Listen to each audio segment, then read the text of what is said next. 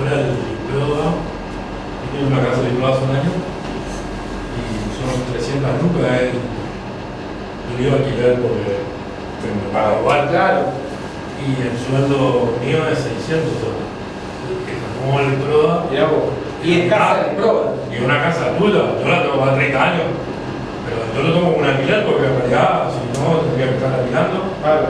Pero es altísimo con respecto a los salarios que nos aumentan, digamos. Y tiene mucho que ver con esto, porque el Proda, que se podía dar el lujo de ser más laxo en esta época de vacas gordas, ahora necesita, y lo he charlado con el presidente del Proda, necesitan el recupero, sí o sí. Se tuvieron que poner mucho más duros para hacer muchas menos casas. Sí. Porque las casas que se hacían acá en los barrios, yo he visto que tienen crímenes más. La he saludado con mi hija más chica, el Tango 01 esperando en el aeropuerto, ella, estrella de rock, venir a inaugurar. Además, empezaron a sacar de la casa a la gente. Claro, En el caso del 508 de campaña, donde pasó muchos casos de familias que sacaron, y ahora en la misma cuadra donde estoy yo, hay dos profesores que dejaron la casa porque no le daban para pagar. Bueno, Incluso, sí. yo hasta sabía que se hacían las ejecuciones hipotecarias, porque en su momento antes se le daba a la gente la posibilidad de tener su título con una hipoteca. Claro. Obviamente que no es era mucho menos la hipoteca de un banco. Claro. Y se hicieron, yo me acuerdo desde el 2015 ya se veían los expedientes de ejecuciones hipotecarias. Yo hice una pasantía de casi 2 años y por eso. Y eso antes no se veía, claro. Claro. Y estoy hablando ya de 10 años atrás, ya había Claro. muchos expedientes Claro. con una cuota que era accesible. Claro. Pero hoy en día ya cambia. Claro, otro dato, hay un vecino mío que le debe como 4 meses y le llamaron para. Claro. Y le ofrecieron para que suspenderle la casa, o sea, no dejarle la casa, pero que pague Claro. un alquiler, o sea, que sea Bueno. inquilino y no propietario, digamos. Por eso digo que la política no maneja la economía maneja la política. Acá gobernaba la renovación acá y la renovación acá. ¿Por qué está más duro con el IPRODA? Porque la realidad se impone y no hay plata, ¿se entiende? Entonces eso empieza a obligar a conductas distintas o a cosas que antes no habíamos visto, o puede llegar a ser una ejecución hipotecaria del IPRODA, ¿no? No es porque un gobierno más heterodoxo le dio paso a un gobierno mileísta. Yo voy más allá, la economía es la madre de la historia y no al revés, porque si no Colón no hubiera venido acá. Es la madre de todo.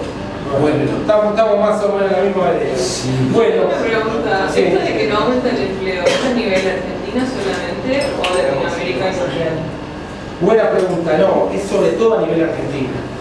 A nivel Argentina, si bien hay una crisis del capitalismo mundial, una falta de oportunidades a nivel mundial, y por ejemplo, ¿ves? No sé si ven en Netflix películas de España que te hablan del universitario que no consigue trabajo. Hay una crisis cada vez más grande.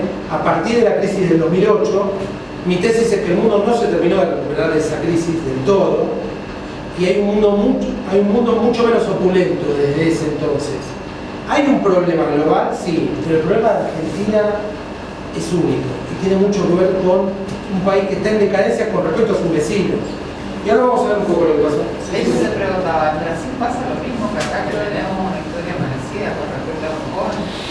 Yo, mira, pienso que sí, mi hermana vive hace 20 años y la opulencia que había de antes de la crisis del 2008 no es la de ahora, hay muchas más necesidades. Pero Brasil tiene una economía que es mucho más dinámica y que crece y que hay inversiones y que pasan cosas.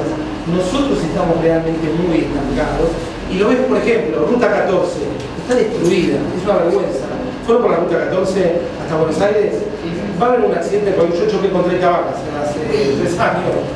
Es un desastre, una de las rutas más importantes del país, eso es decadencia. Brasil no tiene eso. Brasil va hacia buenas rutas, a buena ¿Cuáles son infraestructura. los factores que le llevan a Brasil a eso? ¿A qué? A esa estabilidad de... No soy tan experto en la economía brasileña. Ellos tuvieron una crisis bastante importante y tuvieron una década de poco crecimiento, pero no fue tanta como Argentina. Pero yo veo también la dependencia de la economía brasilera con la política brasilera. Puede ser. Cuando pasó lo de Dilma Rousseff, que se fue, la economía de ellos siguió estable. En eso. Totalmente. Y vos decís, acá llega a irse el lunes, se va a Milei. Totalmente. O sea, vos ves un divorcio. Sí, yo Y también. tiene una separación de una Ni hablar. dependencia por tener la potencia de su Y Igual fíjate, ahí, respecto a eso, como decíamos hablar acá, la confianza. totalmente. Es la El clave. mercado mundial y el mercado local tiene confianza sobre o la política o la misma economía. Lo que pasa mucho en Brasil, yo tengo familia ahí, mi mamá es brasilera, yo soy brasileño en realidad, pero viví toda mi vida acá, ellos son muy nacionalistas, que es algo que nosotros no somos. Nosotros somos argentinos, pero a la hora de la verdad, Defiende la real. preferimos comprar dólares. Vos vas a hablar de comprar dólares y el brasilero se enoja. Un tío mío era milico, por ejemplo, yo le decía, a nosotros no nos insultan en la calle, como acá hubo un policía en una época, le insultaban a los policías, a los milicos allá, el milico, el respeto, el docente, el respeto acá, eso no existe, digamos, en Argentina y en algunos otros países de Latinoamérica, pero en Brasil sí, y eso pasa mucho en Estados Unidos, porque Estados Unidos es fuerte porque ellos priorizan lo suyo socialmente antes que lo demás. Yo le sigo mucho a un teorema de la nación. Entonces, si hablamos de una de las 10 potencias mundiales, octava, no sé si la novena ahora Brasil, mercado interno poderoso, muchísima gente. Nosotros tenemos el tamaño de India, chicos. India tiene 1.500 millones de habitantes, superó a China. Entonces, por ahí pasa una cosa. Hay que hacer análisis geopolítico para entender Brasil. Brasil tiene un mercado interno poderosísimo. Todo el mundo come fechonía, ¿no? Y hay gente que no tiene la pasión. Y Brasil ahora salió del mapa de la pobreza. Eso creo que habrás leído seguramente. ¿Cómo salió? Hay un porcentaje determinado por la FAO, ¿sí? Donde el que no tiene para comer es el pobre. Igual, yo veo mucha pobreza en Brasil. Pero hay, por supuesto, no ni hablar. Son muchos 200, problemas. bueno, son 200. El estancamiento de Argentina. Perdón, para asistenciar la riqueza está acá abajo, en nuestra mapa húmeda.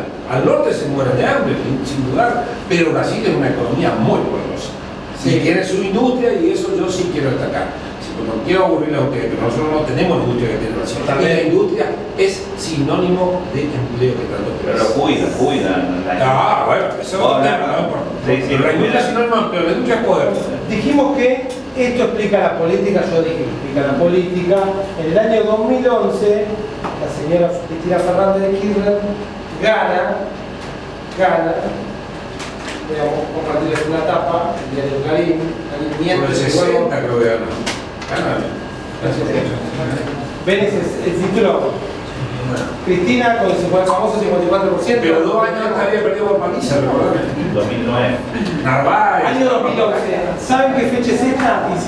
¿Saben qué fecha es esta? Se lo digo yo, lunes 24 de octubre, hoy es 24 de octubre, de 2011. Esto pasaba hace 15 años.